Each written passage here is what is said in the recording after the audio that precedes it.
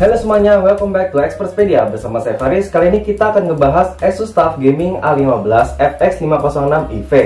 Laptop ini menggunakan prosesor AMD Ryzen Mobile terbaru, yaitu AMD Ryzen 7 4800H dengan base clock 2,9 GHz dan boost clock up to 4,2 GHz.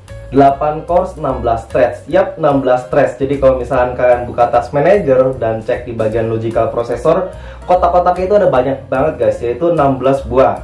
Jadi kalau misalkan kita mau pakai nih laptop buat rendering, bakalan mantep banget nih guys. Laptop ini juga dilengkapi dengan RTX 2060. Jadi kalau kita misalkan mau main game menggunakan fitur ray tracing, udah bisa guys. Namun perlu dicatat, spesifikasi RTX 2060-nya itu nggak seperti versi PC-nya guys. Ya wajar aja sih, nggak mungkin juga kalau misalkan kita mau masukin VGA card segede ini ke dalam laptop. Oke, untuk SKU dari Asus TUF A15 ini ada banyak, mulai dari 14 jutaan hingga 20 jutaan. Kalian bisa pilih sendiri sesuai budget kalian guys. Desain dari laptop ini ada dua pilihan, yaitu Fortress Grey yang desainnya simple dan Bonfire Black yang desainnya itu keren dan heboh.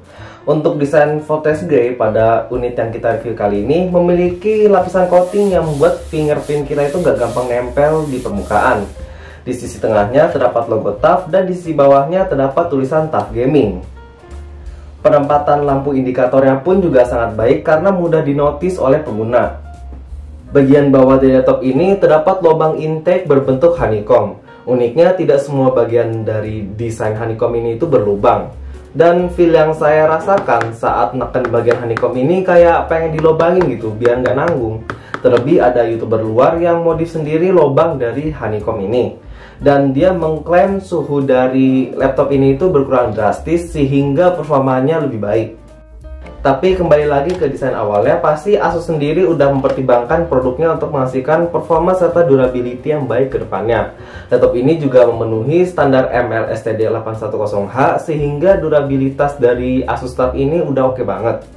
Laptop ini memiliki berat 2,3 kg dengan ketebalan 2,49 cm.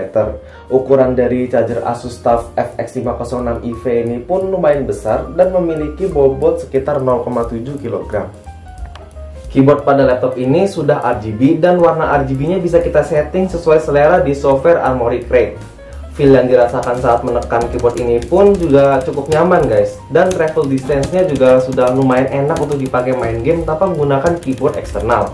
Di samping itu, touchpad dari laptop ini berasa nyaman dan tombol kliknya pun berasa tactile dan empuk. Beralih ke port, di sebelah kanan terdapat satu USB 2.0 dan Kensington lock. Sementara di sebelah kiri terdapat charging port, RJ45, HDMI port, 2 buah USB 3.2 Gen 1 Type E, 1 buah USB 3.2 Gen 2 Type C, dan juga audio combo jack. Di bagian display, layar dari laptop ini berukuran 15,6 inci Full HD anti-glare. Layar dari laptop ini juga memiliki frame rate 144 Hz dan support dengan AMD FreeSync. Jadi udah nyaman lah untuk dipakai bermain games. Mungkin akurasi dan kekayaan warna pada layar laptop ini akan menjadi isu oleh sebagian konten kreator, tapi jangan khawatir, kalian masih bisa sambungin laptop ini ke monitor eksternal. Di samping itu, bezel dari laptop ini juga udah lumayan ramping dan kameranya ada di sisi atas. Untuk kualitas kamera dan speaker dari laptop ini kalian bisa nilai sendiri guys, apakah bagus atau tidak. Cek 1, 2, 3, ini adalah pengujian kamera dan mikrofon dari Asus TUF FX 506 EV.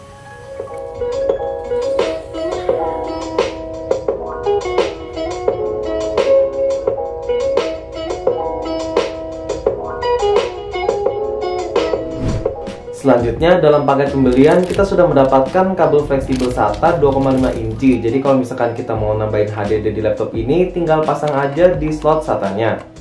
Dan pada slot SATA ini kita juga bisa menambahkan SSD SATA 2,5 inci kalau misalkan kalian nggak suka pakai HDD.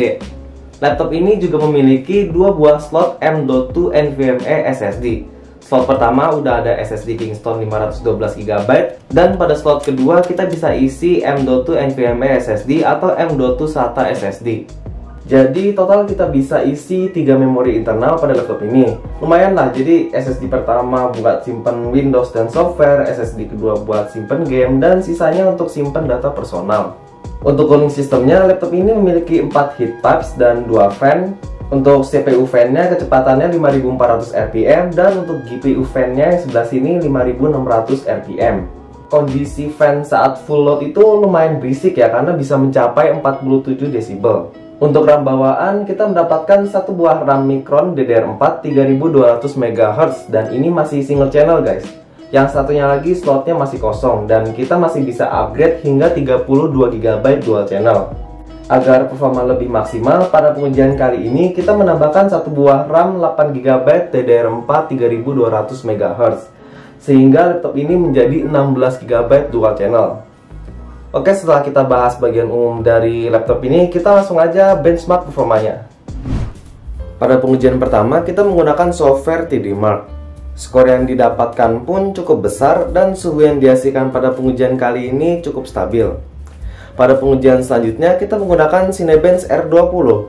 Skor yang dihasilkan sangat tinggi. Menariknya saat kita bandingkan dengan kompetitornya yaitu i7 10750H, AMD Ryzen 7 memiliki skor yang jauh lebih unggul. Namun cukup disayangkan result pada saat kita run 10 kali Cinebench R20 dan stress test menggunakan CPU Z, skor yang dihasilkan mengalami sedikit penurunan. Akan ada saatnya di mana saat suhu mencapai 90 derajat, performa prosesornya akan turun menjadi 3,5 GHz. Selanjutnya kita benchmark menggunakan GTA 5. Pada settingan ultra di resolusi Full HD, laptop ini bisa mendapatkan average 66 fps. Digunakan untuk bermain Apex Legends dengan settingan Ultra Full HD, kita bisa mendapatkan average 87 fps. Sedangkan saat War, average fps-nya turun menjadi 69 fps.